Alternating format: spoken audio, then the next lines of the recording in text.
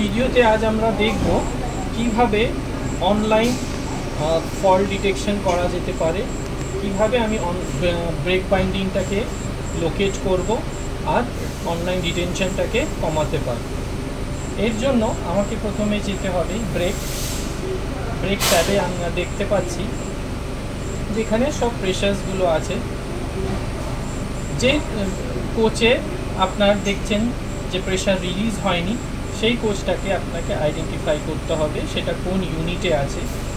সেটা করার পরে আমরা আবার চলে যাব রেকে যাওয়ার পরে আমরা ড্রাইভার ব্রেক মেইন সিস্টেমে যাব। এইখানে ট্রেন কনফিগারেশন এই ট্যাবটাতে গেলাম।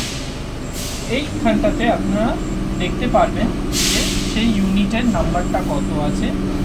এইটা দেখে আপনি খুব তাড়াতাড়ি ওই কোচটাকে আইসোলেট করতে পারবেন, পরবর্তী কাজ করতে পারবেন।